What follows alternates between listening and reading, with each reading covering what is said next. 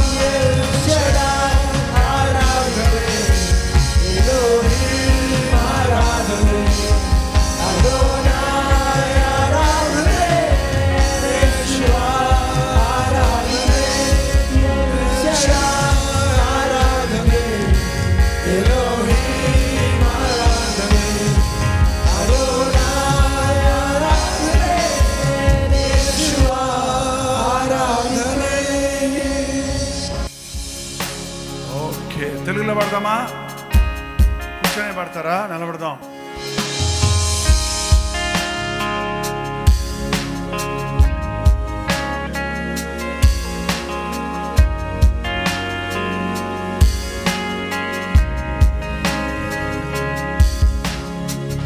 నిన్ను కోరిన వారెవరు, నేను చేయు దేవుడను, నిన్నే నమ్మితి నా దేవా. నిన్నే నా జీవితమునకు ఆధారము చేసి వంటిని, నీవు లేని జీవితమంతా వ్యర్థముగా పోవునయ్యా.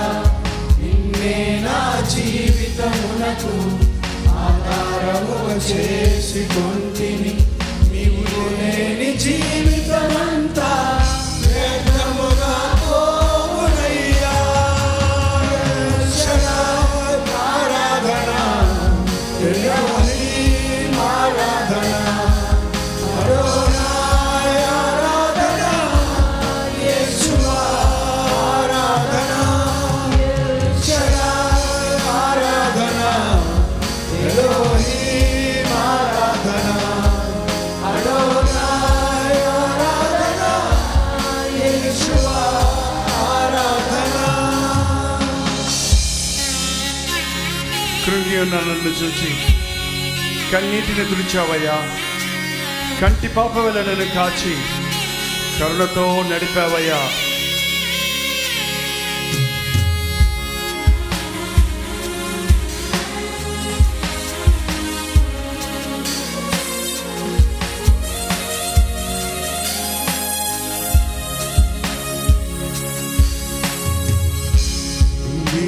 నన్ను చూచి కన్నీటిని తుడిచితవయ్యా. కంటి పాప వాలే కాచి కరుణతో నడిపివయ్యా.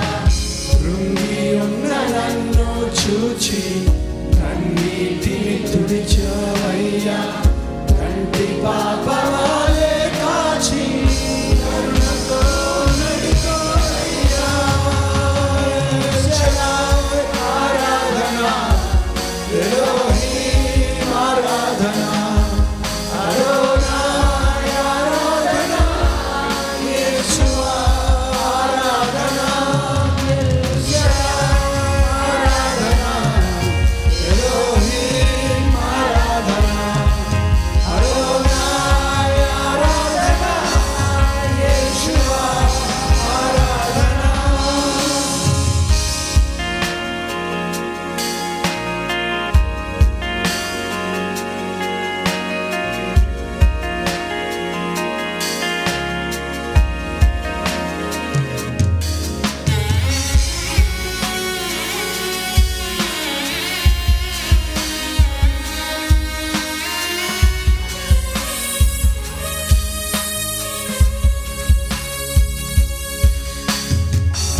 మరణపు మార్గమందు నడిచిన వేళయందు వైద్యునిగా వచ్చి నాకు మరో జన్మనిచ్చితివయ్యా.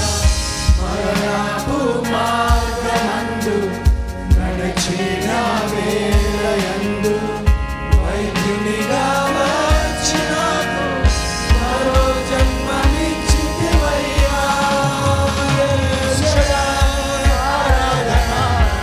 ఎలోహీం ఆరాధన, అదోనాయ్ ఆరాధన, యేషువా ఆరాధన, ఆరాధన, ఎలోహీం ఆరాధన, అదోనాయ్ ఆరాధన, యేషువా ఆరాధన. నీవున్న చేయు దేవుడవు, నిన్నే నమ్మితి నా దేవా. నిన్ను పోలిన వారెవరు, నేను చేయు దేవుడవు, నిన్నే నమ్మితి నా దేవా. నిన్నే నా జీవితమునకు ఆధారముగా చేసుకొంటి, నీవు లేని జీవితమంతా వ్యర్థముగా పోవునయ్యా. నీవే నా జీవితమునకు ఆధారముగా చేసుకొంటి, నీవు లేని జీవితమంతా వ్యర్థముగా పోవునయ్యా. ఆరాధన, ఎలోహీం ఆరాధన, అదోనాయ్ ఆరాధన, యేషువా ఆరాధన, ఆరాధన, ఎలోహీం ఆరాధన, అదోనాయ్ ఆరాధన, యేషువా ఆరాధన. యోహాను రాసిన మొదటి పత్రిక 1వ అధ్యాయము 7వ వచనం చదువుకుందామండి. అయితే ఆయన వెలుగులోనున్న ప్రకారము మనము అన్యోన్య సహవాసము గలవారమై ఉందము. అప్పుడు ఎప్పుడు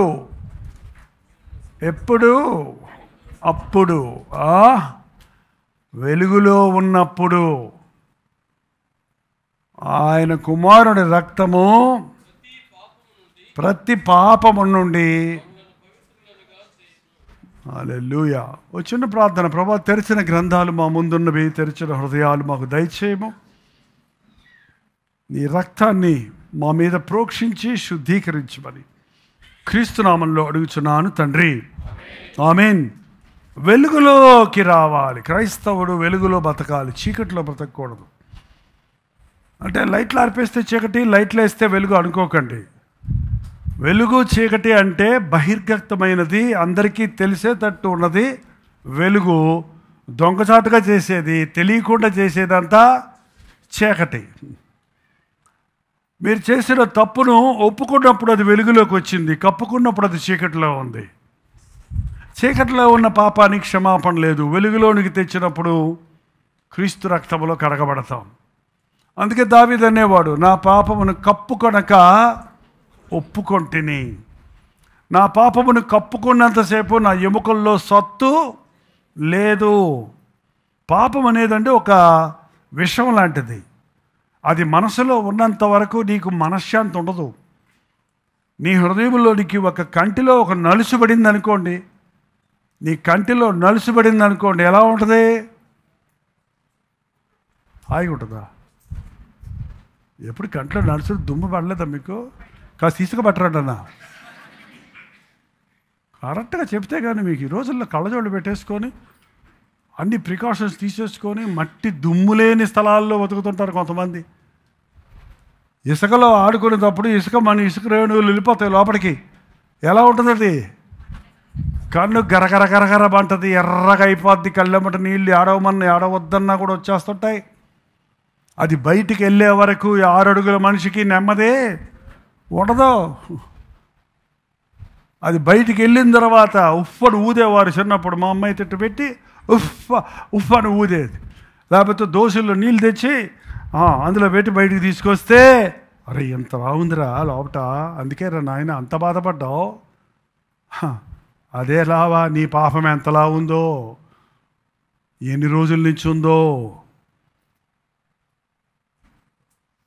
ఎవ్వరికీ తెలియని పాపం ఏదైనా నీ జీవితంలో ఉందా? ఎవ్వరికీ తెలియదు. నీ భార్యకి తెలియదు, నీ భర్తకు తెలియదు, మీ తండ్రికి తెలియదు, నీ తల్లికి తెలియదు. నువ్వు చేసిన పనికి మాలిన పని, నువ్వు చేసినటువంటి పాపం ఏ రూపంలో ఉన్నా నీ మనసులో అది గూడు కట్టుకొని ఉన్నంతసేపు నీకు నెమ్మది ఉండదు. అన్ని విషయాల్లో నువ్వు గందరగోళంగా ఉంటావు, అన్నిట్లో నువ్వు గలిబిలిగా ఉంటావు. అందుకే ప్రభు ఒక్కటే చెప్పాడు, రొమ్ములో నా పాపమును కప్పుకొన్న ఎడల నేను దేవుని దృష్టికి వేషధారి నగుదును అన్నాడు యోబు. గుండెల్లో నా పాపాన్ని నేను కప్పుకుంటే దేవునికి ముందు ఏమవుతాం, మనుషుల ముందు ఎలా ఉన్నావు తర్వాత సంగతి. దేవుని ముందు వేషధారిగా ఉంటాం. ఇవాళ దేవుని ముందు వేషధారిగా ఉండే సంగతి పక్కన పెట్టి ప్రతి మనిషికి మనుషుల ముందు వేషధారిగానే ఉంటున్నాడు. రియల్ లైఫ్ వేరు, జీవించే జీవితమో వేరు. ఒంటరి జీవితం వేరు, అందరితో జీవించే జీవితమో వేరు. మనుషులకు తెలిసింది వేరు, నీ సంగతి నీకు తెలిసింది ఇంకొకటి. అది ఆ చీకటి మనలో ఉన్నంత వరకు మనం దేవునికి పనికిరాము, మన జీవితంలో ఏమీ సాధించలేము. ఒప్పుకోమన్నాడు, సింపుల్ చెప్పాడు. అతిక్రమములు దాచిపెట్టువాడు వర్ధిల్లడు. వర్ధిల్లడు అంటే ఎందులోనూ జయం చూడలేడు, ఎందులోనూ అభివృద్ధి ఉండదు. వాటిని ఒప్పుకొని మళ్ళీ చేయవాడా?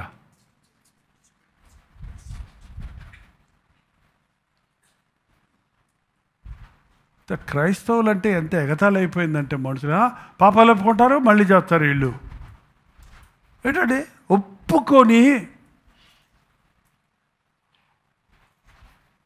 పొద్దునే పోగో తాగుబోతున్నాయ్యా, ఎవరో తాకుండా చేయి ప్రభా, నీకు వదనాలైనా, నేను తాగినందుకు క్షమించయ్యా, నా భార్యని చాలా చెతక బాధానయ్యా, పిల్లలు కూడా బాబా అన్నీ ఒప్పుకుంటాడు. సాయంత్రం మళ్ళీ ఫుల్గా లోడ్లో వస్తాడు బండి. ఏంటంటే కడుగబడిన పంది బురదకో తిరిగినట్లు కక్కిన దాన్ని తిరిగిన కుక్క వలె ఉన్నారన్న సామెత మీకు సరిపోయింది అంటున్నాడు దేవుడు. అట్లా కుక్క చూడండి, కక్కడ చూసారు ఎప్పుడన్నా? ఇట్లాంటి ఏం చూడరు మీరు, ఎప్పుడు చూసినా సెల్ ఫోన్లో చూస్తారు.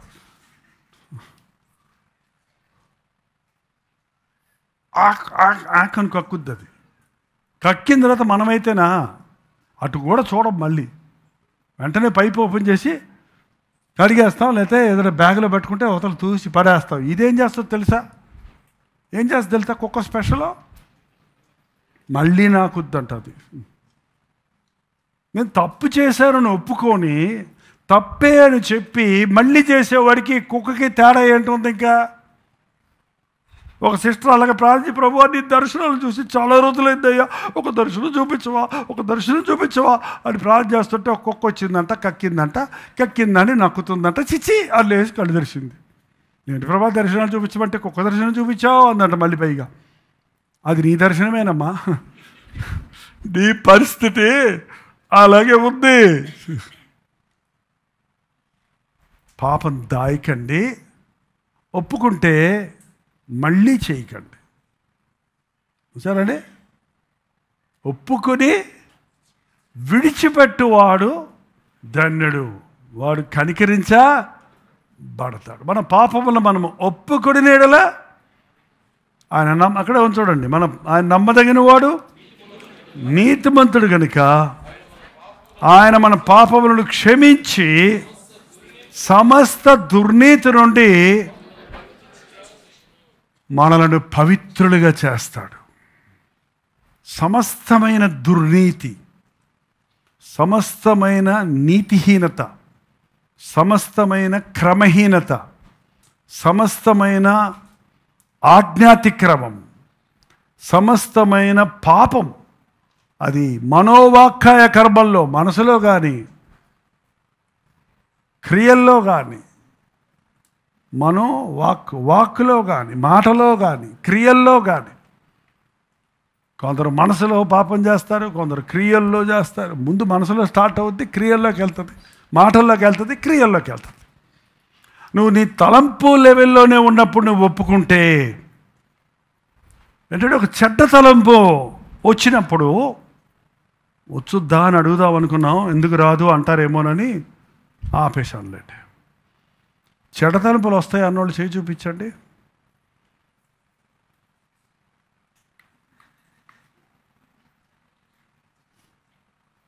నీకేం రావని చెప్తే అది కూడా చెడ్డ తలంపే, అబద్ధపు తలంపు. వస్తాయి. మనుషుని హృదయంలో నుండి దురాలోచనలు, అంటే అర్థం ఏంటి? దురాలోచనలు, చెడ్డ ఆలోచనలు వస్తాయి, అందరికీ వస్తాయి, విశ్వాసులయ్యా కూడా వస్తాయి.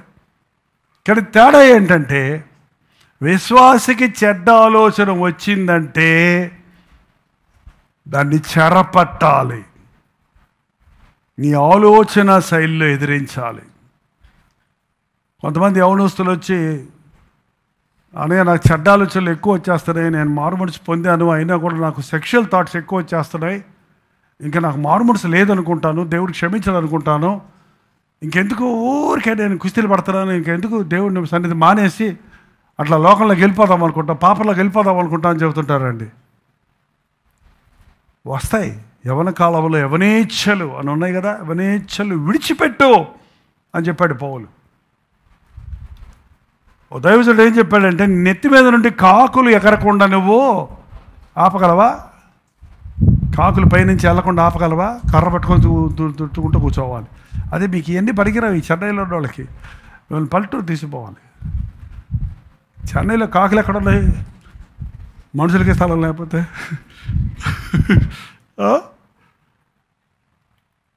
ఏదన్నా కూరది మిగిలితే అట్లా పడేసేవాళ్ళు, ఆ కాకులు వచ్చి పీకపోయేది, లేకపోతే వరండాల్లో పెట్టేవాళ్ళు. ఏంటంటే ఆడవాళ్ళు బియ్యం ఏరుకునేవారమ్మ, మీకు తెలుసా? మేము ఏరుకొని వరండాలో కూర్చొని ఆ వడ్ల కంచెలు అవి పడేస్తే అవి తినడానికి పిచ్చుకలు వచ్చాయి.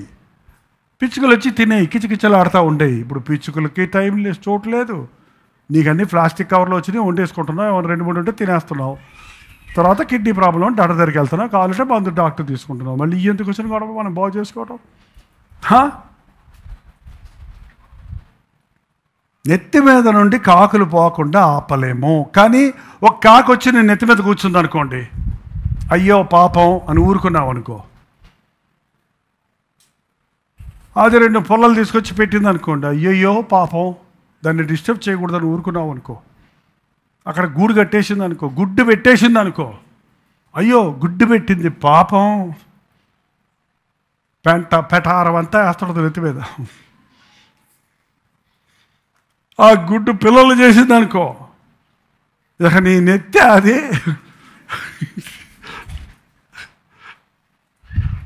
చెడ్డ తలంపును ఎంటర్టైన్ చేయొద్దు. బ్రూడింగ్ అంటారు. పొదగొద్దు. ఆ తలంపును ఆలోచించొద్దు. తలంపును మనసులో ఉండనివ్వద్దు. తలంపు వచ్చినప్పుడే దాన్ని తరిమేయి, దాన్ని ఒప్పుకో. ప్రభా, ఇలాంటి తలంపులు వస్తేనే నాకు విడుదల కావాలయ్యా అని ప్రార్థన చేసి చూడు. దేవుడు తప్పకుండా జయమిస్తాడండి. నా యవ్వన కాలంలో నేర్చుకున్నాను నేను. యవనేచ్ఛల విషయం కానీ బోధ చేస్తున్నప్పుడు 19 ఏళ్ళు 20 ఏళ్ళు అప్పుడు కూడా బోధ ఖచ్చితంగా చేసేవాడిని. దబాయిస్తూ ఏం కాంప్రమైజ్ అయ్యేవాడు కాదు. అది రోషం కదా, కుర్రోడు కదా. ఓ తాగుబోతూ అంటే ఒకడు మోసాలు ఎట్టు పెట్టుకొని ఉంటాడు అనమాట. అన్న మొహం భయం వేసేది. ఇంటికి వచ్చే రోజు ప్రార్థన చేసి, ప్రభా ప్రసంగం గట్టిగా చేయాలంటే నాకు భయం వేస్తుంది, నాకు మొహాలు చూస్తుంటే భయం వేస్తుంది. కొంతమంది గుడ్లూరుని చూస్తున్నారు, కొంతమంది కోపంగా చూస్తున్నారు.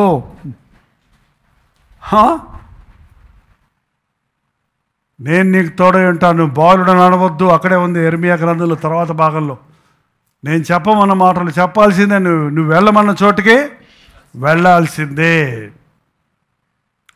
ఆ భయము, ఆ శరీర మనసు, ఆ డబ్బాశ, ఈ తప్పైన ఆలోచనలన్నిటినీ అక్కడికక్కడే కట్ చేసేయాలి. మనం వాటిని చెరపట్టి ప్రభు దగ్గర తీసుకురావాలి. నువ్వు ఆ తలంపును ఎంటర్టైన్ చేసావంటే పాపంలో పడిపోతావు. మొదటిసారి ఒక వ్యక్తి పాపంలో పడటం అంత సులభం కాదు. చాలా భయపడతాడు, చాలా కంగారు పడతాడు, చాలా అది చేసిన తర్వాత చాలా ఫీల్ అవుతాడు, గిల్టీ ఫీల్ అవుతాడు. మొట్టమొదటి ఇక్కడ ఎవరైనా తాగుబోతులు ఉన్నారా? ఇప్పుడు కూడా తాగుతున్నారా? మంచిలు తాగండి. తన్నీగుడి క్రియ అని ఇక్కడ అడిగితే 2 రకాల అర్థాలు వస్తాయండి. తన్ని అడిగిరియ ఆవిడన్నా సారాయి తాగుతావా అని అర్థం వస్తుంది. మొన్న ఆంధ్ర వెళ్తే మా అబ్బాయి చూడండి మందు అవుతున్నాడండి అంది. మందు అయితే మంచిదే కదమ్మా అన్నాను. ఆ మంది కాదయ్యా, సారాయి తాగుతున్నాడయ్యా, అది మందు అంట వాళ్ళకి. పాపం అది మందు ఎట్ట అవుద్ది? దేనికి మందు అది? మనిషి జీవితాన్ని నాశనం చేసే విషం అది. కానీ వాళ్ళు పెట్టుకున్న పేరు విషం తాగుతాడని చెప్పాలి. అసలు యాక్చువల్గా ఏంటండి, ఎంతమంది ఈరోజు తాగుబోతులు మందుకి మొదటిసారి తాగినోడి గురించి చెప్తున్నాను నేను. మొదటిసారి తాగినప్పుడు వాడు ఎంత ఫీల్ మీరు ఉన్నారా అని అడిగాను. ఎంతకి మీరు చెప్పరేంటి సమాధానం? ఇంత పోనీ కూడా పాలు కుడికమా అంటారు మాత్రం మూంచి వక్కిరంగా. ఈ పిల్లి కూడా పాలు తాగుతుందా అన్నట్టు మూతి పెట్టారు. పిల్లిని చూసారా పాపం? అక్కడ పాలు పెట్టేస్తే తాగేసిందంట. తాగేసి ఏమైంది పాలు, ఏమేమి నాకే తెలియదు అన్నట్టు పూజ పెడితే పాపం మంచి పిల్లి తాగడనుకుందంట. అట్లా కొంతమంది చేసేసి ఏం చేయనట్టు చెప్తారు. ఎంతమంది ముందు తాగుబోతులు చేసి చూపించాడు ముందు అన్నాను నేను.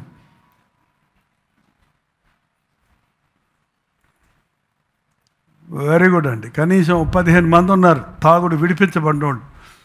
ఇంతకుముందు మిగిలిన వాళ్ళందరూ ముందు ఇప్పుడు కూడా తాగుతారు కాబోలు. అసలు నా జీవితంలో నేను ఎప్పుడు త్రాగుడు ముట్టుకోలేదన్న వాళ్ళు చేసి చూపించాను. నేను చూపిస్తానండి. వెరీ గుడ్ అండి. ఎంత అసలు దేవుడు నిన్ను ఏర్పరుచుకున్నాడు కాబట్టి నిన్ను భద్రపరిచాడండి. You have to be great. This greatness belongs to God, not for you. నీ గొప్పతనం కాదు. దేవుడు నీకు ఆ గబ్బులో పడకుండా దేవునికి ప్రణాళిక ఉంది కాబట్టి ఎంగిలి చేయకుండా సైతాన్ని నిన్ను వాడుకున్నాడు. హల్లెలూయా. మరి దేనికి వరకు బాధపడుతున్నారో నాకు తెలీదు. మీ జీవితాన్ని దేవునికి ఇవ్వండి. మొదటిసారి తాగినప్పుడు భయం వేస్తుంది, బాధ వేస్తుంది. అవునా కదా చెప్పండి. ఇప్పుడు తాగబోతులు ఫస్ట్ టైము భార్యతో మాట్లాడదానికి భయపడతాడు, మనుషులతో మాట్లాడదానికి భయపడతాడు, 2-3 సార్లు మూడు తుడుచుకుంటూ ఉంటాడు. ఏంటండి ఏమైంది అంటాడు, ఉలికి పడుతుంటాడు. రెండోసారి, మూడోసారి ఇంకా అంతే. బాటిల్ రోడ్డు మీద పెట్టుకొని తాగుతాడు. ఏమండి తాగుతానే, ఏం చేస్తావు? ఓరణ ఆయన ఎక్కడి నుంచి వచ్చింది? బోనసాక్షి ఏమైపోయింది? బండవారిపోయింది, మొద్దువారిపోయింది. అపవాదికి తప్పుకు చోటు ఇవ్వద్దు. అలవాటు పడిపోయి దాంట్లో నుంచి బయటపడలేని వాళ్ళు ఎందరో ఉన్నారండి. నీ మనస్సాక్షిని ఒప్పించినప్పుడు, నువ్వు ఎప్పుడన్నా ఒక తప్పు ఫస్ట్ టైం చేసినప్పుడు ఒప్పేసుకో, ఇంక రెండోసారి చేయలేవు. సగం పవర్ పోతుంది నీ మీద. పాపము కప్పుకున్నప్పుడు నీ మీద దానికి అధికారం ఉంది. ఒప్పుకున్నప్పుడు కట్టు లూజ్ అయిపోయింది, దానికి నేనేం చేయలేదు. అందుకే ప్రభు చెప్పాడు, మీరు వెలుగులోనికి ఉండండి, చీకట్లో ఉండొద్దు. మీ పాపాలు ఒప్పుకోండి, నేను క్షమిస్తాను,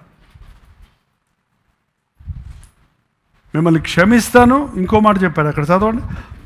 మన పాపములను ఒప్పుకున్న యెడల నమ్మదగిన వాడు నీతిమంతుడు కనుక క్షమించి సమస్త దుర్నీతి నుండి మనలను పవిత్రులుగా చేస్తాడు. అసలు నాకు తెలియకొడుతానండి, ఎంతమందికి లోకంలో తప్పులు చేయాలి, పాపాలు చేయాలి, తాగాలి, తందనాలు తొక్కాలి, బతుకు పాడు చేసుకోవాలి, పనికిమాలిన పనులు చేయాలి, తిట్టాలి, అందరినీ బాగా పొగరగా మాట్లాడాలి, ఇష్టం వచ్చినట్టు ఉండాలని ఎంతమందికి ఇష్టం ఉంటుంది చెప్పండి? నిజంగా అంతరంగంలో ఎంతమందికి ఇష్టం ఉంటుంది చెప్పండి? ఎవరికైనా ఇష్టం ఉంటుందా? పోనీ ఆ చుప్పు కొంచెం గట్టిగా అనండి అనేది. నూరెప్పడానికి కూడా బతకమే కొంతమందికి. ఎవరికైనా ఇష్టం ఉంటుందా? మరి ఎందుకు చేస్తున్నాడు? దుర్నీతి. ప్రభువు మనల్ని క్షమిస్తమే కాదండి, మనలో ఉన్న పాప స్వభావము నుండి మనల్ని విడిపిస్తాడు. బాలుడు ఎదుగుచుండగా మూఢత్వం, హృదయంలో మూఢత్వం స్వాభావికంగా పాతాదాము స్వభావము మన జీన్స్లోనే ఉంది. ఇప్పుడు పెడుతున్నారు జీన్స్ అంటే వేసుకునే జీన్స్ కాదు, మన రక్తంలో ఉంది. రక్తము చెడిపోయింది కాబట్టి, స్వభావం చెడిపోయింది కాబట్టి బతుకు చెడిపోతుంది. ప్రభువు మనకి విమోచన సిద్ధపరిచినప్పుడు ఏది మూల కారణమో దానిని బాగు చేయడానికి వచ్చాడండి. ప్యాచ్ వర్క్ చేయడానికి రాలేదు ఆయన మనుషుల్ని. పైన బాగు చేయడానికి రాలేదు ఆయన. పై అవసరతలు తీర్చడానికి రాలేదు ఆయన. మనుష్యుడు కలబడేది, మనుషులు కుస్తీ పట్టేది, మనుషుడు బయటపడలేనిది, మనుషుడు తాను విడిపించుకోలేనిది పాపం. ఆ పాపం ఎక్కడుందంటే, ఎక్కడుంది పాపం? మిద్ది మీద ఉందా? బాక్సులో ఉందా? ఎక్కడుంది పాపం? నీ హృదయంలో ఉంది. దావీదు అన్నాడు, నా హృదయము పాపమును పోగు చేసుకుంటుంది. లోకంలో పాపం ఉందండి, శరీరాశ, నేత్రాశ, జీవడంబము. నీ హృదయంలో ఏముంది? దాన్ని ఆకర్షించే, చెడుగును ప్రేమించే స్వభావం ఉంది. సినిమాలు చూడొచ్చా క్రైస్తవులు? ముగ్గురే అన్నారు అని.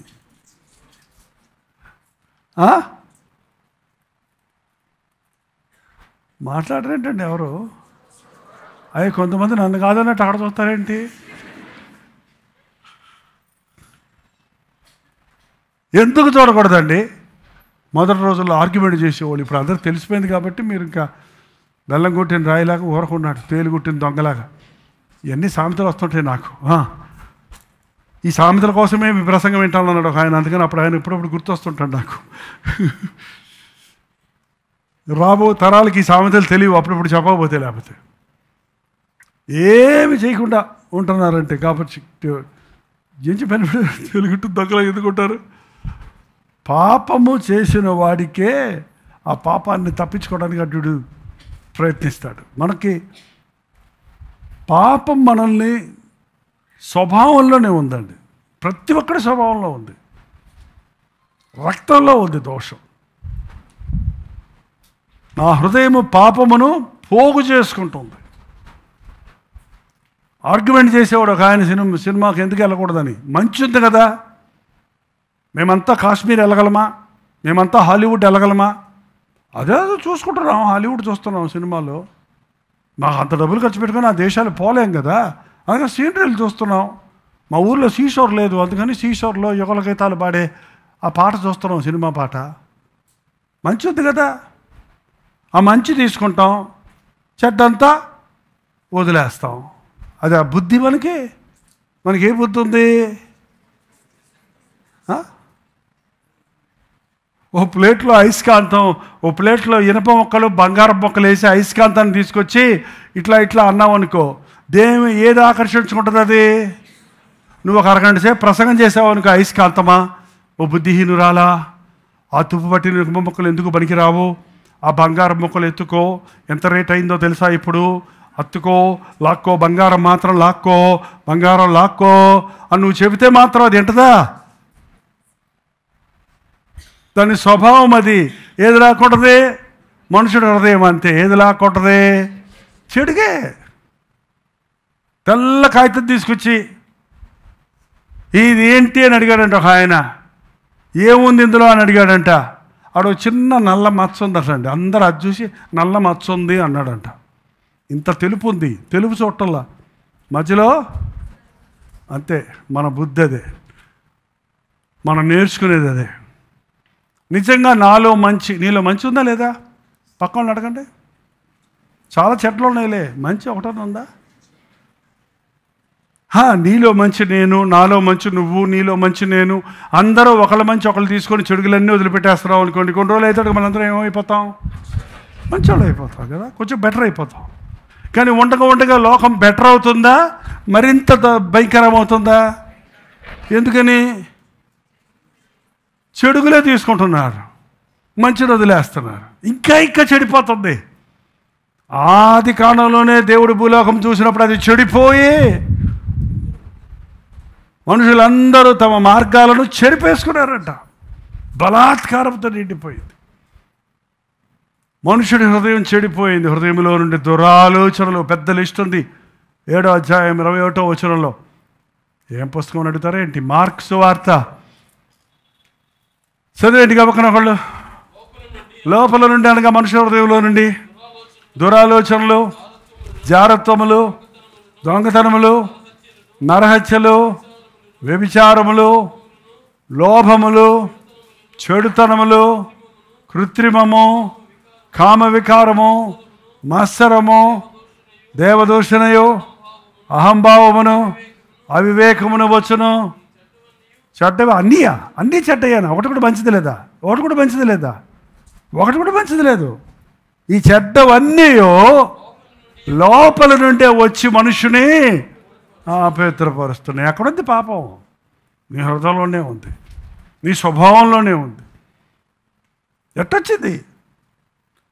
దేవుడు మనల్ని ఏమన్నా మ్యానుఫ్యాక్చరింగ్ డిఫెక్టా? మనల్ని చేసినప్పుడు ఏమన్నా మర్చిపోయాడా? మనల్ని సరిగ్గా చేయటం మర్చిపోయాడా? మనల్ని ఏం వీక్గా చేశాడా? ఏంటంటే ఒక వస్తువు సరిగ్గా పనిచేయదు అనుకోండి, ఇది మ్యానుఫ్యాక్చరింగ్ డిఫెక్ట్ అంటే దాన్ని మళ్ళీ వాడి కంపెనీ ఒకటి సెటిల్ చేయాలి, వాడు తిడతాం అనుకోండి. మరి మనుషుడు చెడిపోతున్నాడంటే మనుషుడు దేవుడు సరిగా చేయలేదా? బైబిల్ చెప్తుంది, దేవుడు నరులను యథార్థవంతులుగా సృష్టించడు కానీ వారు వివిధమైన తంత్రాలు కల్పించుకున్నాడు. ఎవరితో చేయగలిపాడు? సాతానుతో చేయగలిపాడు. ఎప్పుడైతే తినొద్దన్న పనాన్ని తిన్నాడో, ఈ పండు తినమన మీరు నిశ్చయముగా చచ్చెదరన్న మాటను మీరాడో, ఆజ్ఞాతిక్రమం చేశాడో, ఆదామవ్వల్లో పాము, సర్పము యుక్తి గలదిగా ఉంది. సర్ప మాటకి లోబడ్డారు. సర్పం అనగానే విషం. ఏంటండి? పాము కరిచినప్పుడు, ఎవరికైనా పాము కరిచిందా?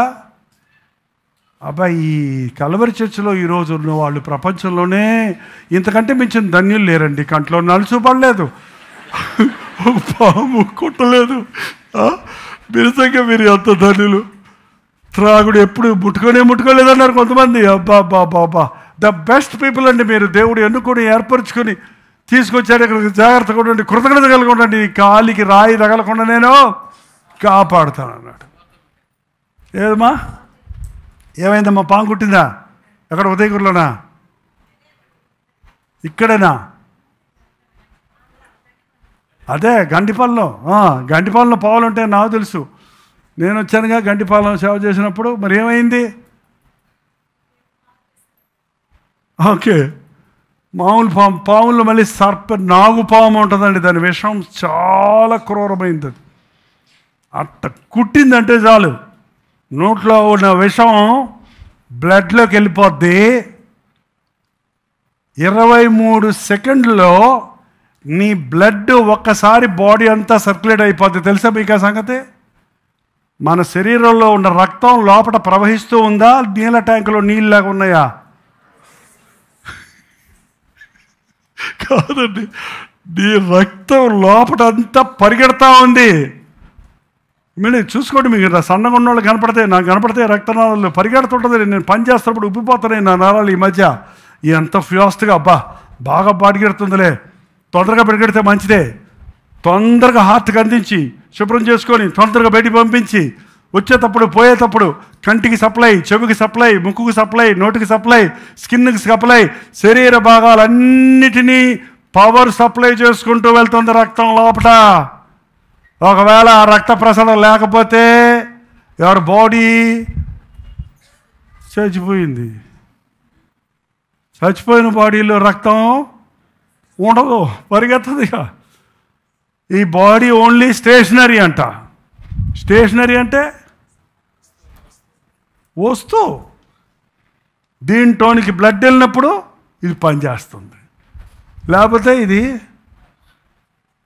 బొమ్మలాగంటుంది. ఎంత అద్భుతంగా దేవుడు నన్ను చేశాడు. నన్ను కూడా అంటారేమో అనుకున్నా. మీరు ఇక్కడ ఉండరు, అప్పుడప్పుడు మధ్యలో వెళ్ళొస్తున్నారు ఎక్కడికో. నాకు చెప్తున్నప్పుడు నాకు గుండె నిజంగా కదులుతుందండి. చెప్పాలని చెప్పటం కాదు, అది చెప్పుకుంటుంటే నాకు ఆనందం వేస్తుంది. నా యేసయ్య నన్ను ఎంత అద్భుతంగా చేశాడు. నీకు అనిపిస్తలేదా? ఎంత అద్భుతం అండి ఆయన సృష్టికర్త. అబ్బా, ఏమి ఏమి ఏమి అద్భుతంగా చేశాడు నన్ను, ఆశ్చర్యంగా చేశాడు నన్ను. ఆ రోజు దావీదు అన్నాడు చూడండి, ఇంకా తొవ్వే కొలిది ఎన్ని సైంటిఫికల్ ఫ్యాక్ట్స్ కనిపెడుతున్నామో అంతగా దేవుని గొప్పతనాన్ని మనం గుర్తించగలుగుతాం. విజ్ఞానం పెరిగే కొలిది మనకు దేవుని గురించిన అవగాహనలో మరింత విశ్వాసం పెరగాలి. ప్రతి అవయవానికి రక్తం అందుతుంది కాబట్టి ప్రతి అవయవం పనిచేస్తుందండి. బ్రెయిన్కి రక్తం అందకపోతే స్ట్రోక్ వచ్చేసింది, నీ కాళ్ళు చేయి పనికిరాదు, పని చేయదు. హార్ట్కి రక్తం అందకపోతే ఆ వాల్వ్స్ కొవ్విపోయి లోపలికి వెళ్ళలేక ఆ రక్తం పోవడానికి దారికి అడ్డంగా కొవ్వు 3 బ్లాక్స్ ఉన్నాయండి, 4 బ్లాక్స్ ఉన్నాయండి. యాంజియోగ్రామ్ చేయాలండి, ప్రతివాడికి ఇదే సాగు. పని చేయరు, పాడు చేయరు, కూర్చుంటారు, తింటారు. పని చేస్తుంటే రక్తం పరిగెడుతుంటే మొత్తం క్లీన్ చేసుకుంటూ వెళ్ళిపోద్ది. ఒక వాటర్ పంపు తీసుకొని ఇలా చెప్పుకుంటూ క్లీన్ చేసుకుంటూ వెళ్తే అట్లా చూడండి. అందుకే పని చేయనొల్లని వాడు ఫుల్గా భోజనం చేయాలి. ఇది ఈరోజు సిద్ధాంతం. బైబిల్ చెబుతుంది, పని చేయనొల్లని వాడు భోజనం చేయకూడదు. పరుల జోలికి పోవాడిగా కాక సొంత చేతులతో కష్టపడి సంపాదించుకున్న దాన్ని తినాలి. దేవుడు చెప్పినవన్నీ కూడా మన మేలుకేనండి. ఎప్పుడైతే మన రక్తము 23 సెకండ్లో రక్తం, నాకు ఇంకా ఫ్యాక్ట్స్ అండ్ ఫిగర్స్ చాలా ఉన్నాయి, మీకు తెలిసిన పుస్తకంలో. మీరేం పుస్తకాలు చదివే బాబు కనపడతలేదు. మీరు ఇదిలో గూగుల్ ఏదో ఉంటుంది కదా, కొట్టు చూసుకోండి. లేకపోతే ఎన్ని మన శరీరంలో రక్తనాళాలన్నీ లైన్లో పెడితేనట కొన్ని 100 మైళ్ళు వెళ్తుందండి పొడుగు. అంత పొడుగున్న రక్తనాళాలు ఇందులో అమర్చి పెట్టాడు దేవుడు. ఈ ఆ పాము కాటేసినప్పుడు వాడిని వదిలేశారంటే ఆ విషం మొత్తం అవయవాల్లోకి వెళ్ళిపోయి మనిషి నల్లగా అయిపోతాడు, నోట్లో నుంచి నొరగలు వస్తాయి, చచ్చిపోతాడు. అందుకే ఇప్పుడు ఏం చేస్తారు, చాలా పల్లెటూరులో ఏం చేస్తారంటే ఆ కరిసిన చోట ఎవడో ఒకడు కొంచెం గట్టివాడు తెగించినోడు వెళ్ళి కురికేసి దాన్ని పీల్చేసి పుట్టక్కడు ఊసేసి ఈడిపోయి మళ్ళీ డటాలతో మూసి కడుక్కుంటాడు. ఆ రక్తం అంతకు మించిపోకుండా గట్టి కట్టేస్తారు, ఇక్కడ కట్టేస్తారు. కట్టేసి కొరికేసి దాన్ని పీకేసి చేస్తారు. కానీ ఇప్పుడు డయాలసిస్ వచ్చింది అంటే ఏం చేస్తున్నారు, డయాలసిస్ మిషన్లో కలెక్ట్ చేసి బ్లడ్ అంతా మిషన్లోకి వెళ్ళి క్లీన్ అయ్యి ఇంకో దాంట్లో నుంచి లోపలికి వచ్చేస్తుంది. మరి ఆదాముకి అవ్వకి కుట్టిన విషం అప్పుడు డయాలసిస్లు లేవు. ఆ పాతాదాము స్వభావం అంటే సాతాను స్వభావము మానవుని శరీరంలో తిరుగుతూనే ఉంది, ఆ బ్లడ్లో తిరుగుతూనే ఉంది. పితృపారంపర్యం ఏంటి మీరు మీ హెరిడిటీయా అని అడుగుతారు చూడండి. ఇందాక పాపను తీసుకొచ్చారు, ఆ పాపకి ఒక 8 సంవత్సరాల వయసు ఉంటుంది, షుగర్ వచ్చేసిందండి పాపకి. అదేంటి హెరిడిటీ అండి, వాళ్ళ తాతలకు ఉన్నాయి, వాళ్ళకి అలా వచ్చేస్తే ఏమవుతుంది, వచ్చేస్తుంది. జబ్బు తెలుస్తుంది కానీ స్వభావం కూడా హెరిడిటీయే. మన తప్పులన్నీ మన బిడ్డల్లోనికి వచ్చేస్తున్నాయి. నువ్వు క్రీస్తు రక్తంలో కడగబడకపోతే చాలాసార్లు ఆశ్చర్యం వేస్తుంది. అబ్రహాముకు దేవుడు సంతానాన్ని ఇస్తానన్న తర్వాత 25 సంవత్సరాలు ఎందుకు వెయిట్ చేయించాడు చెప్పండి? ఒక పెర్ఫెక్ట్ సన్ కావాలి. అబ్రహాములో కూడా బలహీనతలు ఉన్నాయా లేవా? ఆయన విగ్రహారాధన నుంచి వచ్చాడే కదా. అతన్ని ప్యూరిఫై చేయడానికి, ఆయన విశ్వాసాన్ని బలపరచడానికి ముఖ్యంగా విశ్వాసపు క్లాసెస్ తీసుకుంటున్నాడు ఆయన. అక్కడికి అబ్రహాముడు 1-2 సార్లు తప్పిపోయాడు, అబద్ధపడాడు. భార్యను ఏమని చెప్పమన్నాడు ఐగుప్తులోకి వెళ్ళినప్పుడు? చెల్లని చెప్పమన్నాడు. కొడుకు పుట్టాడప్పుడు పుట్టలేదుగా, తెలియదుగా, వినలేదుగా. ఇస్సాకు పెద్దోడయ్యాక అతనిలో కూడా ఏ తప్పు లేదు, ఒకటి తప్ప. ఏది? అదే చెప్పాడు. వాళ్ళ ఆయనట్టు చెప్పాడో ఇస్సాకు అట్టుగా చెప్పాడు. ఇవన్నీ డిఫరెంట్ చూపిస్తా, టైం అవుతుంది. మీరు బైబిల్ చదవండి, ఖాళీ కూర్చుంటారు ఎందుకు? ఇప్పుడు కాదు, ఇంటికి వెళ్ళాక. ఆదాము స్వభావం అని వాళ్ళ మనుషులందరూ ఏ భేదము లేదు, అందరూ పాపము చేసి దేవుని అనుగ్రహించే కృపను పోగొట్టుకున్నారు. మన రక్తం చెడిపోయింది. రక్తమే స్వభావం అండి, రక్తంలోనే స్వభావం ఉంది. రక్తంలోనే జీన్స్ అంటారు. రక్తమే ప్రాణం. అది ఇప్పుడు కనిపెట్టారు సైంటిస్టులు. ఎప్పుడో రాశాడు ఆది కాండంలో 8వ అధ్యాయంలోనే. రక్తమే ప్రాణం. రక్తం సరిగా ఉంటే నీ ఆరోగ్యం బాగుంటుంది అంతే. నీ బ్లడ్ ప్రాబ్లం అయిందంటే నీ బతుకు ప్రాబ్లమే. అందుకే మనకి ఏ రోగం వచ్చినా డాక్టర్ అడిగితే ఏ టెస్ట్ చేయిస్తారు? బ్లడ్ టెస్ట్ చేస్తారు. ఆ బ్లడ్ టెస్ట్లకి ఎంత డబ్బులు ఇప్పుడు. దాంట్లో కిడ్నీ టెస్ట్ అంటే ఏంటంటే బ్లడ్లో తెలుస్తుంది అంత కిడ్నీ. లివర్ టెస్ట్ అంటే లివర్ స్టేజ్ ఎట్టుందో ఎవరు చెప్పుద్ది? బ్లడ్ చెప్పుద్ది. వెళ్ళొచ్చుద్ది కదా అక్కడ చుట్టలాగా. షుగర్ ఉందా? Blood test. అన్ని రోగాలకు మన రక్తమే కారణం. అందుకని యేసు ప్రభు ఏమివ్వటానికి వచ్చాడో తెలుసా? ఏమివ్వటానికి వచ్చాడు ఆయన? డబ్బులే మనుషుడికి అవసరమై ఉంటే, డబ్బులే మనుషుడిని సంతోషంగా ఉంచగలిగితే, డబ్బులుంటే నాకు చాలనుకునేది నిజమైతే, ఒక కుబేరుడిగా కోటీశ్వరుడిగా వచ్చి దేవుడు అందరికీ డబ్బులు ఇచ్చి పోయేవాడు. డబ్బు వల్ల ఏ ప్రయోజనం లేదండి. డబ్బు చేయలేనిది ఎన్నో ఉన్నాయి. సంతోషంగా నీ ఉండడానికి నీ డబ్బు మూలం కాదు. డబ్బుతో ఆహారం కొనొచ్చు కానీ ఆకలి కొనలేవు. డబ్బుతో బెడ్ కొనొచ్చు కానీ నిద్ర కొనలేవు.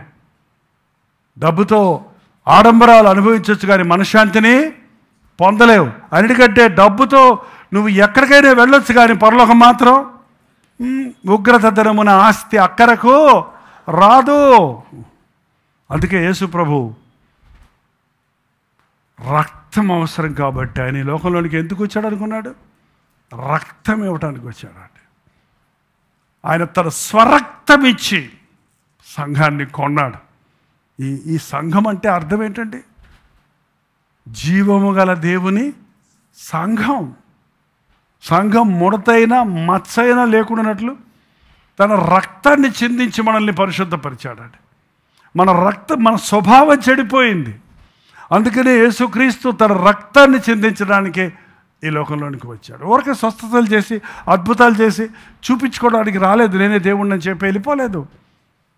ఆయన ముఖ్యమైన కారణం సిలువలో మన కొరకు యాగమయ్యాడు. ఆయన అప్పగించబడిన రాత్రి పాత్ర తీసుకొని మత్తయి సువార్త 10:26 26:10 27 10:28 మత్తయి సువార్త. ఇది నా రక్తము, పాప క్షమాపణ నిమిత్తము. అబ్బా, ఏంటండి యేసయ్య రక్తం? అందరూ మీ బైబిల్లో చదవండి. ఇంకా దొరకలేదు. 10 అది 26 10 అంటున్నారు. దానికి 26వ అధ్యాయము 28వ వచనం. 10 లేదు అక్కడ. చదవండి. ఇది నా రక్తము అనగా పాప క్షమాపణ నిమిత్తము అనేకుల కొరకు చిందించబడుచున్న నిబంధన రక్తం. కొత్త నిబంధన రక్తం. యేసు ప్రభు తాను అప్పగించబడిన రాత్రి యేసు ఒక రొట్టె పట్టుకొని దాన్ని ఆశీర్వదించి విరిచి శిష్యులకు ఇచ్చి, మీరు దీన్ని తీసుకొని తినుడి, ఇది నా శరీరం అని చెప్పాను. మరియు ఆయన గిన్నె పట్టుకొని కృతజ్ఞతాస్తుతులు చెల్లించి వారికిచ్చి, దీనిలోది మీరందరూ తాగుడి, ఇది నా రక్తము అనగా పాప క్షమాపణ నిమిత్తం అనేకుల కొరకు చిందించబడుచున్న నిబంధన రక్తము. దట్ ప్రజెంట్ టెన్స్ చూడండి. చిందించబడినా అంటం లేదు, చిందించబడు చున్న యేసుక్రీస్తు రక్తము. ఈ నాటికి కూడా యేసు ప్రభువు యొక్క రక్తముతో స్ట్రెయిన్ అయిన మచ్చలు, మరకలు పడిన గుడ్డలు, ఆయన కప్పిన గుడ్డలు, ఆయన కట్టినవి దొరికాయి. అవి ఇక్కడ మ్యూజియంలో ఉన్నాయి. వాటి మీద పరిశోధనలు చేశారు సైంటిస్టులు. ఆ రక్తపు మరకలు పెయింటింగ్ చేసి పరీక్షిస్తే డిఎన్ఏ తెలుస్తుంది. ఇప్పుడు డిఎన్ఏ అంటే తెలుసా? దాని గురించి చెప్పాలంటే నీ శరీరంలో ఉన్న ఒక కణం గురించిన డిఎన్ఏ గురించి చెప్పాలంటేనట ఒక 20-30 పుస్తకాలు కావాలంటండి. అన్నీ నీ బుద్ధి ఏంటి, నీ గుణం ఏంటి, నీ సంగతి ఏంటి అన్నీ చెప్పుద్దట ఆ రక్తం. ఆ డిఎన్ఏని బట్టే ఎవడెవడు కొడుకు, ఎవడెవడికి బిడ్డ, ఎవడు బీజం ఎవడదని చెప్పగలుగుతున్నారు ఇవాళ.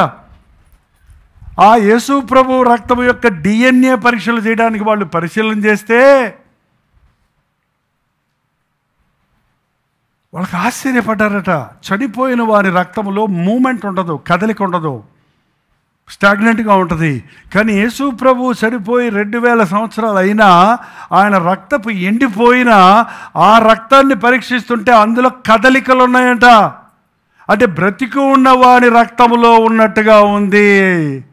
అబో, నిర్దోషము నిష్కళంకమైన రక్తం, సజీవమైన రక్తం. అందుకనే ఆ రోజు ప్రభు చనిపోయినా ఈ రోజు కూడా ఆయన రక్తం ద్వారా నీకు విమోచన ఉంది. ఆ రోజు ఆయన సిలువలో వ్రేలాడిన, ఆయన పొందిన దెబ్బల వలన ఈ రోజు కూడా నీకు స్వస్థత ఉంది. ఒకసారి అల్లే చెప్పొచ్చుగా.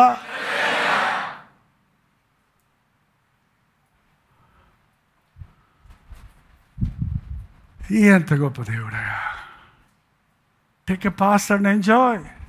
దేవుని గొప్పతనాన్ని గుర్తించి మనసులో నమ్మకానికి చోటు ఇవ్వండి.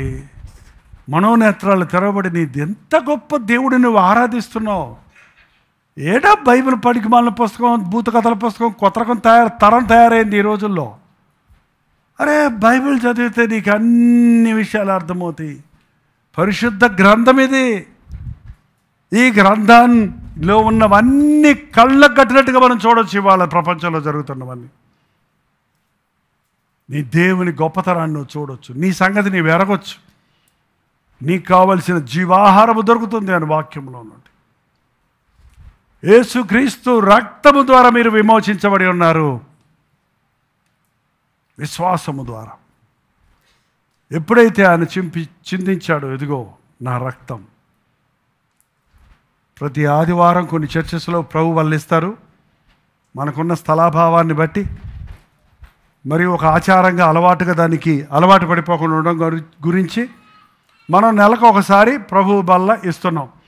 కానీ మీలో ఎంతమంది రెగ్యులర్గా రక్షించబడి బాప్తిసం పొందిన వారు ప్రభు బలలో పాలు పంపులు పొందుతున్నారు? చేయి చూపించండి చూద్దాం.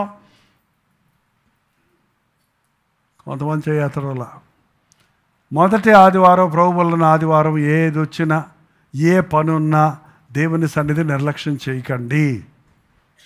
ఎందుకంటే ప్రతిసారి ఇదిగో మీ కొరకు చిందించబడిన నా రక్తం, మీరు దీన్ని తీసుకోరండి, ఇది కొత్త నిబంధన, నీతో కొత్తగా నేను ఒక ఒప్పుదల చేస్తున్నాను, ఒక నిబంధన చేసుకుంటున్నా, నీతో ఒక ఒడంబడిక చేసుకుంటున్నా. నా రక్తం, నా శరీరము తిని నా రక్తము తాగని వాడు నాకు పాత్రుడు కాడు అంటే వాళ్ళకి అర్థం కాక భయపడిపోయారు. నరమాంసం ఎట్ట తింటావురా బాబని. కొంతమంది శిష్యులకు వచ్చారు, చాలామంది 70 మంది శిష్యులు పోయారంట. అప్పుడు ఏంటంటే ఇక్కడ ఏంటి, యేసుక్రీస్తు యొక్క శరీరం, ఆయన వాక్యం, ఆయన వాక్యాన్ని మనం అనుభవించాలి, దాన్ని ఆరగించాలి, ఆయన రక్తమునందు మన విశ్వాసం ఉంచి స్వీకరించాలి. ప్రతిసారి ద్రాక్షరసపు కప్పు మీ చేతిలోకి వచ్చినప్పుడు, ఈరోజు ఈ వర్తమానం విన్న తర్వాత మీరు ప్రభు బలలో పాలుపంపులు పొందే విధానాన్ని మార్చుకుంటారని, మరింత కృతజ్ఞతతో, విశ్వాసముతో, దేవుని ప్రణాళికను ఎరిగి దేవుని కృప కొరకు వేడుకుంటూ స్వీకరిస్తారని నేను నమ్ముతున్నాను. నీ చేతిలోనికి రక్తం వచ్చినప్పుడు, అయ్యా నా శరీరంలో రక్తం పాడైపోయిందయ్యా, నా స్వభావంలో మలినాలు ఉన్నాయ్యా, నిర్దోషమైన నీ రక్తంతో నన్ను పరిశుద్ధపరిచయ్యా, నా రక్తానికి రావాల్సిన శిక్షను నువ్వు పొంది నా కొరకు నా స్థానంలో మరణించిన నిన్ను నేను నమ్ముతున్నానని ఒప్పందం చేసుకొని మీరు ప్రతిసారి ప్రభు బలలో పాలుపంపుతున్నప్పుడు కరెక్ట్గా మీరు హృదయానికి దేవుని వాక్యాన్ని, ఆయన రక్తాన్ని అనునయించుకుంటే జయశీలులుగా ఉండగలుగుతారు, పరిశుద్ధులుగా ఉండగలుగుతారు. ఆయన తన రక్తము చిందించి, ఆయన వచ్చిందే అందుకోసం అండి. యెరూషలేము వీధుల్లో ఆయన రక్తపు మరకలు అలాగే ఉన్నాయంట.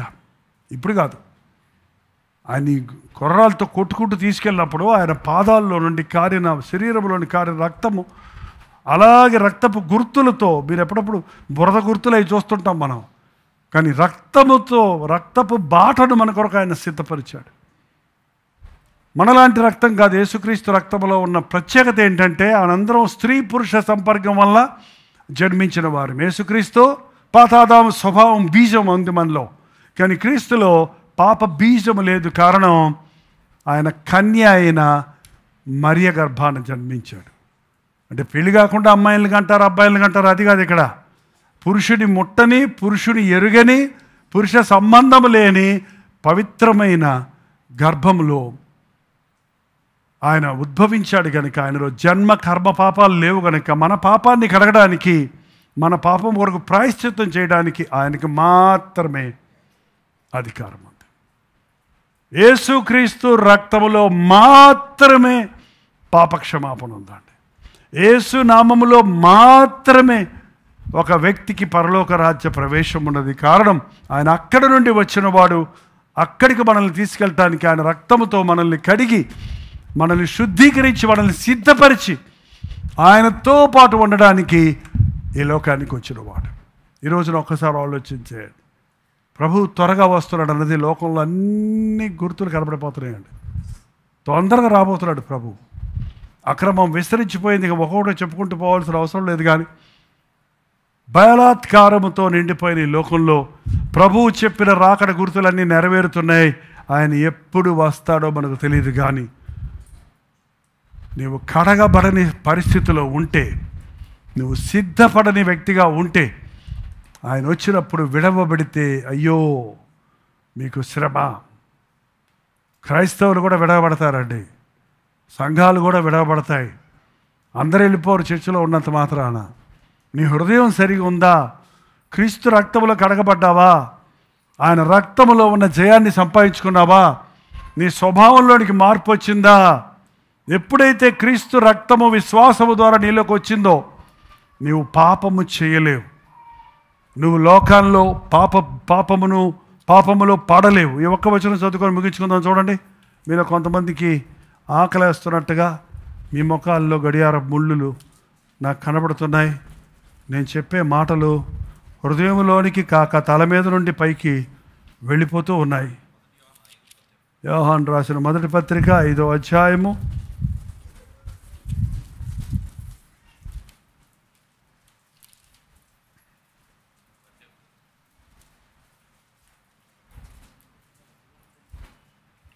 3వ అధ్యాయంలో ఉంది. నాయన నువ్వేంటి తప్పు రిఫరెన్స్ చెప్తారు? 8వ వచనం చదవండి. 3:8 నుంచి చదవండి. అపవాది మొదటి నుండి పాపము చేయుచున్నాడు గనుక పాపము చేయువాడు అపవాది సంబంధి. అపవాది క్రియలను లయపరచుటకే అందరికీ కనపడలేదండి. యోహాను రాసిన మొదటి పత్రిక 3వ అధ్యాయము 8వ వచనం. ఎస్, అపవాది క్రియలను లయపరచుటకే దేవుని కుమారుడు ప్రత్యక్షమాయను. దేవుని మూలముగా పుట్టిన ప్రతి వానిలో ఆయన బీజము నిలుచును గనుక వాడు పాపము చేయడు. వాడు దేవుని మూలముగా పుట్టినవాడు గనుక పాపము చేయజాలడు. చెయ్యాలనే ఆశ ఉండదు. పాపాన్ని చేయడు విల్ఫుల్గా, ఇష్టపూర్తిగా.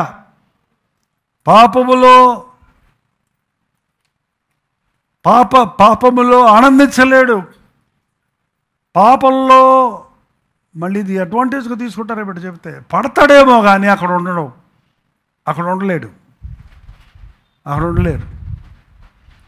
కాలు జారి బురదలో పడతావు కానీ పందిలాగా హల్లెలూయా దేవుడి స్తోత్రం ఇక్కడే ఉంటాను అంటావా? ఏంటండి, కాలు జారి బురద గొంతులో పడింది అనుకోండి, బురద గుంటలో గుర్రు అబ్బా ఎంత బాగుందో, ఎన్ని రోజులు ఏందో ఈ వాసన అని అక్కడే ఉంటుందట. ఏంటండి, కానీ ఒక మనిషి అందులో పడితే ఉంటాడు అక్కడ. పైకి లేచి కడుక్కొని స్నానాలు చేసి డీజిల్ డెటాలు పెట్టుకొని స్ప్రేలు కొట్టుకొని ఆ గబ్బు నుంచి బయటపడటానికి ఎంత తొందరగా వీలైతే తొందరగా. అలాగే ఎవడైనా క్రైస్తవుడు ఒకవేళ ఏదన్నా ఒక పాపంలో ఒక శోధనలో పడితే అది ఒప్పుకొని విడిచిపెట్టి కడుక్కొని క్రీస్తు రక్తంలో కడగబడి నూతన శక్తిని పొందుతాడు. ఎప్పుడు పాపం సైతాన్ని అంటే మనల్ని అట్లా తోసేస్తాడు. ఎక్కడికి? పరలోకానికా? ఎవడో ఒకడు అట్టగా చేశాడు సైతాను నువ్వు చెప్పినట్టు ఉంటాను కానీ నాకు నరకానికి పోవాలంటే భయము. నువ్వు చెప్పినట్టు నీతో ఉంటే భలే ఉంది, అన్నీ చూపిస్తున్నావు, తాగిస్తున్నావు, చేపిస్తున్నావు, ఆడుస్తున్నావు, భలే జాలీగా ఉంది, కానీ నాకు పరలోకం గురించే బెంగగా ఉంది. నీకు డోంట్ వర్రీ. నిన్ను ఆ టైంలో నేను నరకంలో పోయేటప్పుడు నిన్ను తోసేస్తానులే పరలోకానికి, వచ్చేయి అందంట. పిచ్చోడు వచ్చేసాడు కాబట్టి సైతాన్ నరకంలో దోస్తాడా పరలోకంలో దోస్తాడా అండి? పాపంలో దోసేవాడెవడు? అపవాదికి చోటీయకుడి, శోధనకు సో అపవాది ఒక్కోసారి నిన్ను తోసేస్తాడు, పడతావు. పడ్డాక అంటాడు నువ్వు పాపం చేసావు. సిగ్గులేదా? ఇంకేదో చర్చకెళ్తావు, ఇంకా బైబిల్ అది, నీ మొఖాన్ని బైబిల్ బైబిల్ పడిపోయావు కదా, ఇంకంత అయిపోయింది, పో వచ్చాయి అని డిస్కరేజ్ చేసేస్తాడు. అందుకే చాలామంది ఒక్కసారి తప్పు చేసినాడు పశ్చాత్తాపడకపోతే మరింత భ్రష్టుడైపోతాడు అండి. అందుకే బైబిల్ రాయబడదు అక్కడే యోహాను సువార్త 2వ అధ్యాయం 1వ వచనం. నా చిన్నపిల్లారా, మీరు పాపము చేయకుండాకై ఈ సంగతులు మీకు రాయిచున్నాను. ఎవడైనా పాపము చేసిన ఎడలా అబ్బా చిన్నపిల్లలారా అంటున్నాడంటే కొత్తగా రక్షించబడ్డ వాళ్ళకండి ఈ సంగతి. కొత్తగా నడక నేర్చుకునే పిల్లలు 2-3 సార్లు పడతారని ఇంకా నడవటం మానిపిస్తారా? కానీ నువ్వు పడుతున్నావు అనుకో రోజుకు 4 సార్లు, నీకేదో జబ్బు, ఏదో ఎముకల బలహీనత ఉందేమో. విశ్వాసులు అయిన తర్వాత నేను ప్రభుత్వం నడుస్తున్నాను, బాప్తిసం పొంది 5 ఏళ్ళు అయింది 6 ఏళ్ళు అయింది, నేను పాపంలో పడి లేస్తున్నాను అంటే నువ్వు అసలు నీ మారుమనసే లేదు. కొత్తగా రక్షించబడ్డోళ్ళు చిన్నపిల్లలారా, మీరు పాపము చేయకుండా ఈ సంగతులు రాస్తారు. ఎవడైనా పాపము చేసిన ఎడలా నీతిమంతుడైన యేసుక్రీస్తును ఉత్తరవాది. ఒకవేళ మీరు తప్పు చేస్తే మీకు ఉత్తరవాది ఉన్నాడు. ఎవరా ఉత్తరవాది? ఉత్తరవాది అంటే అర్థం ఏంటంటే అక్కడ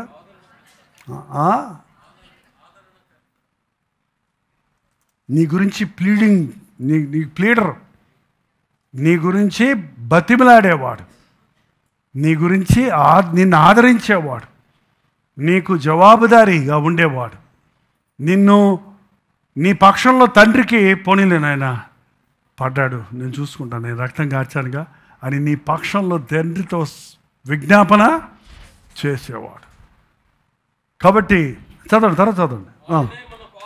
ఆయనే మన పాపమునకు శాంతికరమై ఉన్నాడు.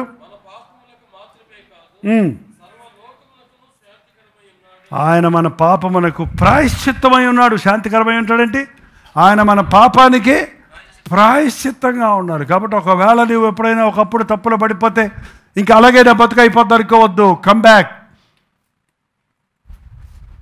అవిశ్వాసులారా నా ఎద్దకు రండి, పాపులారా నా ఎద్దకు రండి, లోబడనలేని వారులారా నా ఎద్దకు రండి.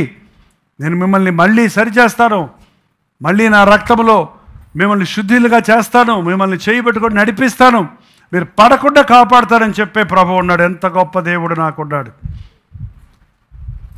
మీరు ఇంక వినతట్లేరు, నేను ఆపేస్తాను. ఎంత గొప్ప దేవుడు నాకున్నాడు,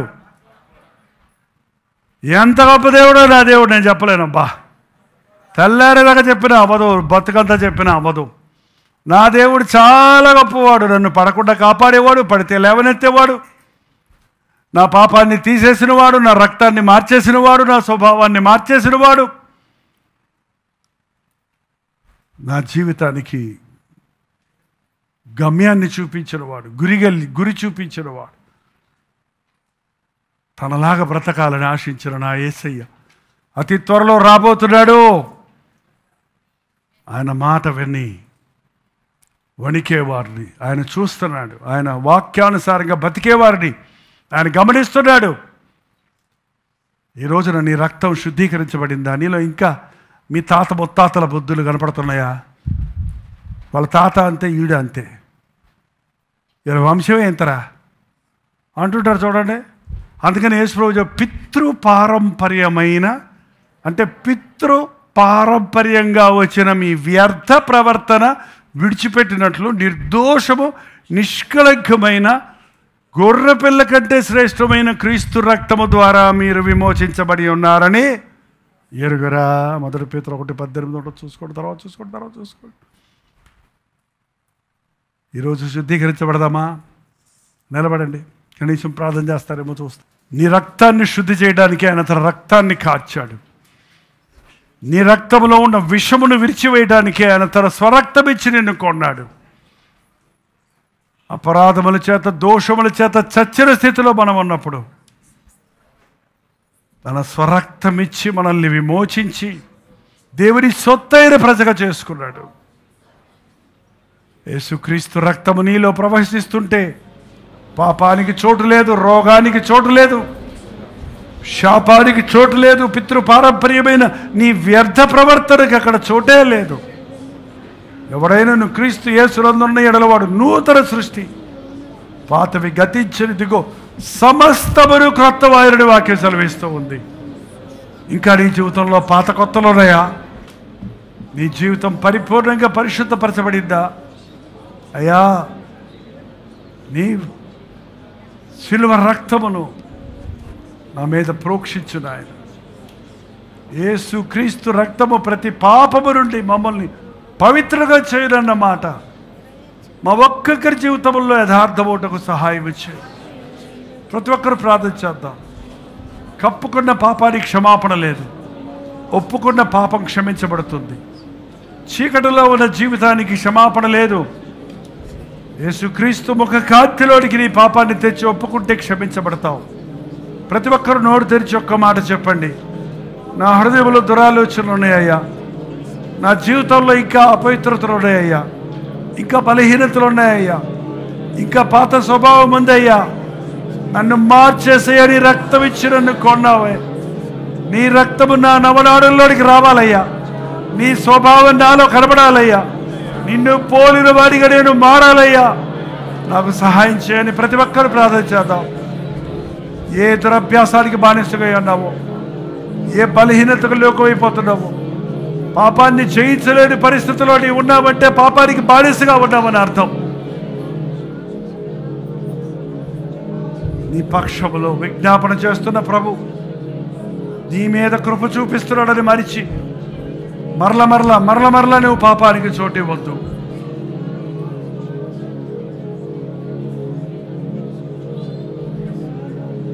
ప్రతి ఒక్కరు కొద్ది నిమిషాలు అలాగే ప్రార్థనలో మీ హృదయాన్ని దేవుడితో చెప్పండి. నా చూపులు సరిలేవయ్యా, నా మాటలు సరిలేవయ్యా, నా బతుకు సరిలేదయ్యా, నా శాపం నా బిడ్డల్లో కనపడుతుందయ్యా. నీ రక్తము నాకు దయచేయి నాయన. నీ రక్తములో నన్ను కడిగయ్యా, నన్ను కడిగేసయ్యా. నీ హిస్సోపుతో నన్ను కడుగు, నా పాపము పోవునట్లుగా నన్ను కడుగుమని దావీదు మొరపెట్టినట్టు దేవునికి మొరపెడదాం.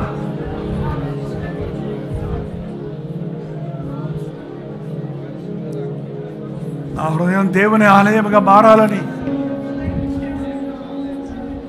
నా శరీరం దేవునికి ప్రతిష్ఠించబడిన ఘటముగా ఉండాలని నేను ఆశిస్తున్నానన్నవారు ఈ వారు నా జీవితంలో పోటు చేస్తున్న విషపు స్వభావము, పాతాదాము స్వభావము, పితృపరంపర్యమైన వ్యర్థ ప్రవర్తన నన్ను ఇంకా వెనక్కి లాగుతున్నాయ్యా. నీ రక్తాన్ని ప్రోక్షించిన ఆయన నడినెత్తి నుండి అరికాలు వరకు నీ రక్తంతో నుండి అభిషేకించయ్యా. ప్రతి ఒక్కరు నోరు తెరిచి ప్రార్థన చేయండి. నీ బిడ్డగా బ్రతకాలయ్యా, నీలాగా బ్రతకాలయ్యా.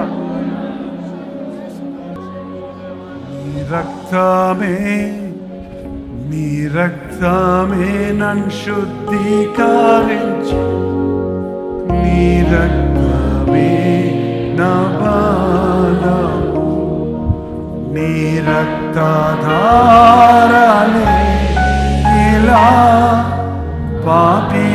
పాపికాశ్రయం ఇచ్చు. పరిశుద్ధ తండ్రి పాపిని కడిగి పవిత్ర పరచు.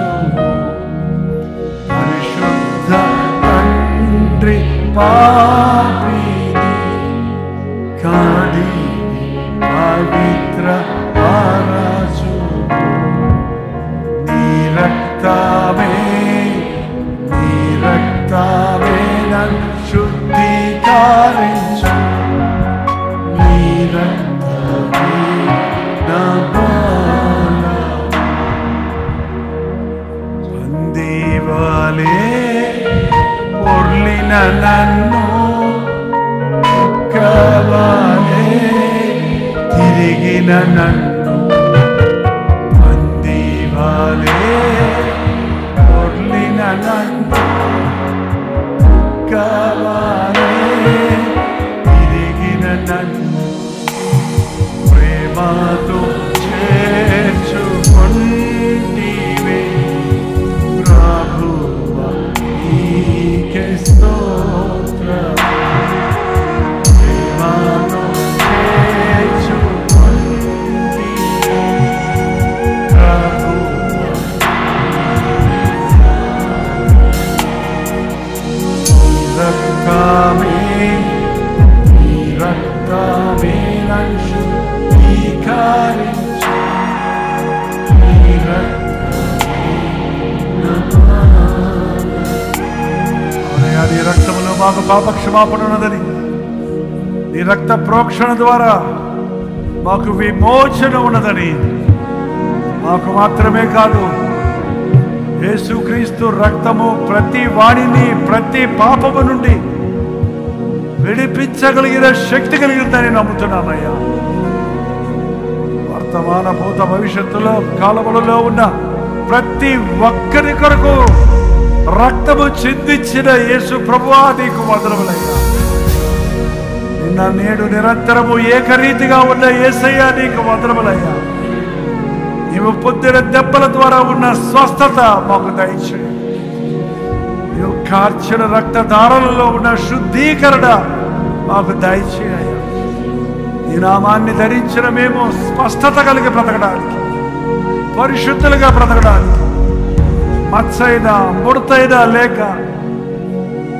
నీ నామాన్ని మహిమపరిచే, నీ ప్రతిబింబాన్ని ప్రత్యక్షపరిచే జీవితాలు జీవించడానికి సహాయం ఇచ్చి, కొత్త స్వభావాన్ని కలిగి నవీన స్వభావమును ధరించుకుని వాటిని విడిచి ముందుకు సాగుటకు సహాయం ఇచ్చి, ప్రతి పాపము నుండి మమ్మల్ని శుద్ధీకరించిన అపవాదికి మా మీద అధికారం లేకుండా ఊడిపోయిన శత్రువైన వాడికి భయపడక, అల్పకాల పాప భోగాలను ఆశించి నీకు దూరం అవ్వక, విలువ పెట్టి కొన్న నిన్ను మహిమపరచినట్లుగా నీ నామాన్ని ధరించిన, నీ యందు విశ్వాసం వచ్చిన ప్రతి ఒక్కరికి నీ సహాయం వచ్చాయి. ఇంకా లక్షణ లేని వారు, క్రీస్తు రక్తములో తమ పాపములు కడగబడినవన్న విశ్వాసము లేని వారు ఈరోజు నీతో గడపడానికి, వారి హృదయాలని ముందు కుమ్మరించి నీవిచ్చే పాపక్షమాపణ పొందడానికి సహాయం వచ్చాయి. నీ రాకడ అతి సమీపంగా ఉందయ్యా. నీ రాజ్య వారసులై నీతో నిరంతరం ఉండే భాగ్యం మేము పోగొట్టుకోకుండా మెలకువగా ఉండి ప్రార్థించటకు సహాయం వచ్చాయి. మాతో పాటు లైవ్లో ఎవరెవరు ఎక్కడెక్కడి నుంచి ఏకీభవిస్తున్నారు వారి హృదయాలను కూడా స్పందించు. యేసు క్రీస్తు నామములో అడుగుచున్నాను తండ్రి, ఆమేన్.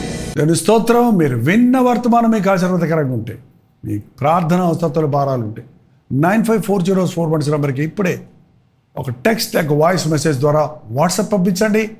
మీ వాట్సాప్లన్నీ పరిశీలించి మేము ప్రార్థిస్తున్నాం. ప్రభు అద్భుతంగా మనకు జవాబులు ఇస్తున్నాం. మీరు ఇతర దేశాల్లో ఉంటే 91001008 నెంబర్కి మీ ప్రార్థన అవసరాలు పంపించాం. ఉచితమైతే రేపు ఉదయం 7 గంటలకు అనుదిన ధ్యానంలో మళ్ళీ కలుసుకుందాం. అంతవరకు దేవుని మహాకృప మీకు తోడేడు దాకా.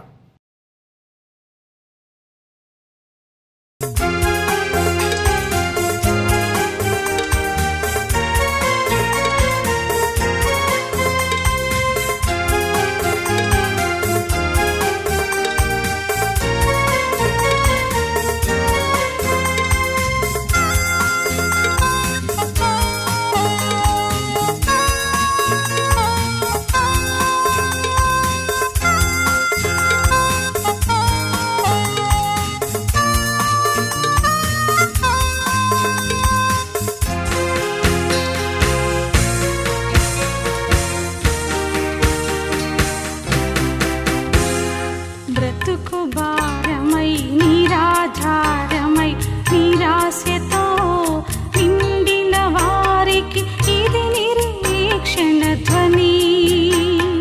బ్రతుకు భారమై నిరాధారమై నిరాశతో నిండిన వారికి ఇది నిరీక్షణ ధ్వని. నలిగిన హృదయముల